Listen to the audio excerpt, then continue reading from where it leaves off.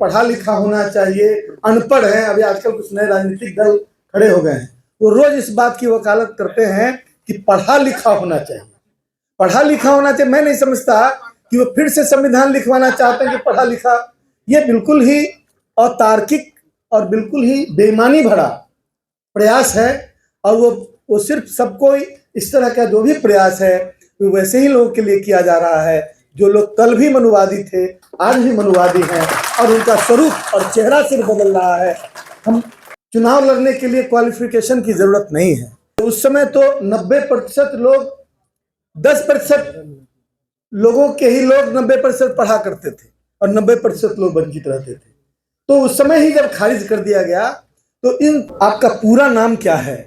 मैं समझता हूं कि हर कोई यहाँ बैठा हुआ 90% से ज्यादा लोग इस बात को कहीं ना कहीं उन्होंने फेस किया होगा कि पहले सीधे सीधे जाति पूछती जाती थी, अब पूरा नाम पूछा जा रहा है। ये वही लोग हैं जिन लोगों ने जाति गणना को, आरक्षण की पक्षकारिता को और लालू प्रसाद जैसे सामाजिक न्याय के जो एक्टिविटीज करने वाले पुरोधा हैं उनकी गतिविधि को जातिवाद का नाम दे रहे हैं।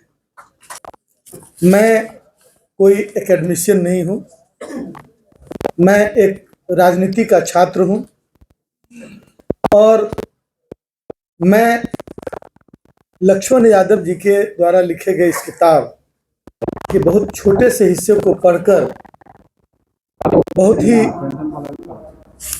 गहरे रूप से प्रेरित हूं। मुझे ऐसा महसूस होता है कि इसमें वो सभी उस हकीकत को जो विगत दिनों में हम लोग कहीं बयां यूं ही कर दिया करते थे और आज का गोदी मीडिया जो बहुसंख्यक है मीडिया वर्ल्ड में, उनके द्वारा उसको कोई तवज्जो नहीं दिया जाना और आम लोगों तक नहीं पहुंचाया जाना, मैं समझता हूं कि हम लोग की उस समस्या का बड़ा समाधान लक्ष्मण जी ने इस पुस्तक के माध्यम से करने का काम किया है। और वह विचार, वो बातें, वो हकीकत जो हम कहकर सत्ता के बाहर हैं, विरोध में हैं, विपक्ष में हैं, तो अपनी बातों को हम जिस भी प्लेटफॉर्म पर रखें, ऐसा लगता था कि कोई संवेदना ही नहीं है सरकारों में जो उन बातों के प्रति को संज्ञान में लेकर और उसके प्रति कार्रवाई कर सके। यह सही है कि शिक्षा व्यवस्था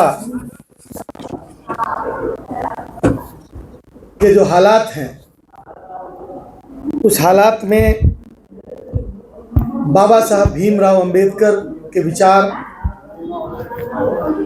जो उन्होंने संविधान के माध्यम से जो हक देश के बहुसंख्यक लोगों को देने का काम किया, वो कहीं भी प्रतिबिंबित होता हुआ नजर नहीं आ रहा।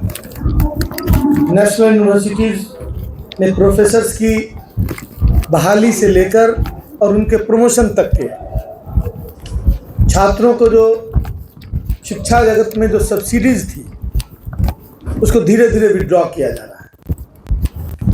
आईआईटीज, आईआईएम्स, इसके फी बढ़ाकर किसी प्राइवेट कॉलेज के फी के बराबर किया जा रहा है। जो जवाहरलाल विश्वविद्यालय, जवाहरलाल नेहरू विश्वविद्यालय और वैसे विश्वविद्यालय जहाँ पर हमारे छात्रों को उत्कृष्ट शिक्षा बिना किसी भेदभाव के दी जाती थी, वैसी जगहों पर ऐसा लग रहा है कि जैसे कोई विस्तारवादी इंपीरियलिस्ट कब्जा करने की कोशिश कर रहा है।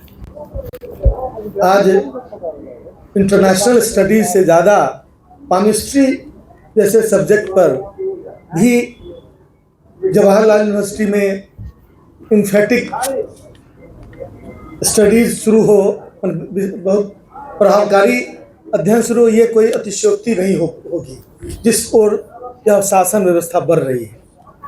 इस तरह से पूरी जो शिक्षा व्यवस्था है और उसमें जो घून की तरह खाए जाने वाले जो प्रयास हैं, उसका पूरी तरह चित्रण इस पुस्तक में किया गया है। आपका पूरा नाम क्या है? मैं समझता हूँ कि हर कोई यहाँ बैठा हुआ 90% से भी ज़्यादा लोग इस बात को कहीं ना कहीं उन्होंने फेस किया होगा, किसी न किसी इंटरव्यू में, किसी न किसी जगह, किसी न किसी ऐसी जगह पर जहाँ पर आपको भी उसका अधिकार मिलना चाहिए था, उसमें एंट्री मिलनी चाहिए थी, लेकिन शायद उन वजहों से नहीं मिल सकी। यह एक ऐसी हकीकत है, कोई पिक्चर किसी को बहुत अच्छा क्यों लगता है? इसलिए अच्छा लगता है कि उस पिक्चर में कहीं ना कहीं अपने आप को किरदार के रूप में कोई वह व्यक्ति देखता है।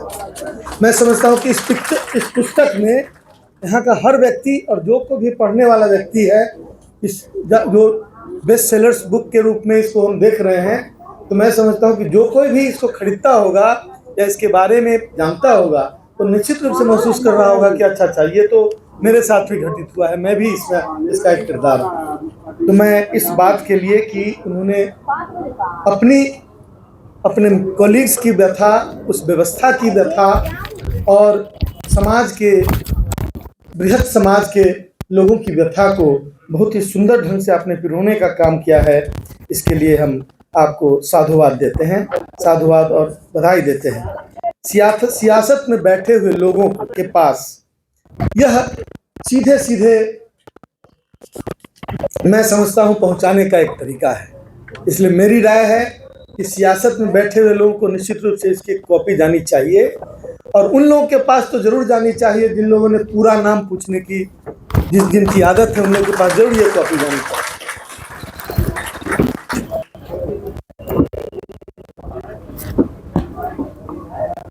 मैं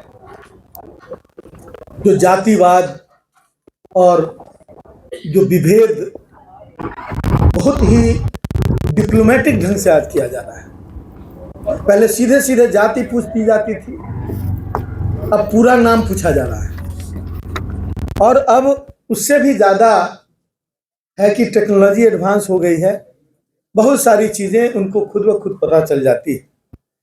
इसलिए ये वही लोग हैं जिन लोगों ने जाति गणना को, आरक्षण की पक्षकारिता को और लालू प्रसाद जैसे सामाजिक न्याय के जो एक्टिविटीज करने वाले पुरोधा हैं, उनकी गतिविधि को जातिवाद का नाम दे रहे हैं, और खुद जो है डिप्लोमेटिक जातिवाद, मतलब उसको बिल्कुल ही इस ढंग से कर रहे हैं जैसे कि वो उनके मन में बिल्कुल सक्षमता है, उनके मन में बिल्कुल निष्पक्षता है, और इस तरह का प्रयास वो कर रहे हैं। और इस समाज में मैं एक बार असेंबली में क्वेश्चन आया कि यहाँ पर 90 डीएसपी की बहाली थी, और उसमें मुझे लगा, मेरे पास जो सवाल आया उसमें लगा कि उसमें एक बड़ा करीब 15% सीट जो है वो रिजर्वेशन में कम दिया गया है। मैंने उस सवाल को उठाया, सरकार ने समय लिया और 15 दिनों में उस रिजल्ट को अमेंड किया गया, बहुत गुप्त रूप से अमेंड किया गया, और 17 ओबीसी और ईबीसी के कैंडिडेट को उसमें जोड़ा गया। मैंने दूसरा सवाल उठाया कि भाई जिन लोगों ने ऐसा किया उस पर क्या कार्रवाई होगी। सरकार तुरंत स्लिप कर गई और उसने प्रोसीडिंग को आगे बढ़ा दिया। मैं समझता हूं कि हम लोग ऐसा लगने लगा कि हम लोग किस जगह जाएंगे इन बातों को उठाने के लिए, और ऐसे 2 मेडिकल एंट्रेंस में भी इस तरह के सवाल उठे, और उसमें भी 43 बच्चों को बाद में ऐड करके काउंसलिंग को रोक के उसको फिर से ऐड किया गया। हम कह रहे हैं कि ये तो वो लोग हैं जहां पर हमें पता चल जाता है कि गड़बड़ी हो गई, लेकिन सैकड़ों इंटरव्यूज, सैकड़ों वैकेंसीज निकलती है, वहां के बहुत सारे लोग ये नहीं जानते हो कि उनके साथ क्या गड़बड़ी हो रही, कोई नहीं जोड़ने जाता। आज गजट में जो ईबीसी, मतलब गजट में जो प्रावधान है, गजट में जो अंकित है ईडब्ल्यूएस का रिजर्वेशन सिस्टम, और जो डिफरेंट मतलब अलग अलग दस्तावेजों में जो आरक्षण के प्रावधान हैं, संविधान में प्रावधान है, सबका इंटरप्रिटेशन के नाम पर बेईमानी हो रही है।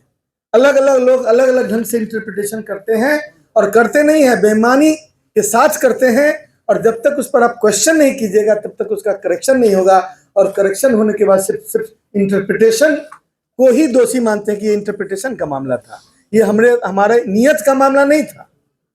तो ये असल में नीयत का मामला है। नीतियां तो बाबा साहब जैसे लोगों ने उस समय तमाम बहसों के बाद संविधान का निर्माण किया था।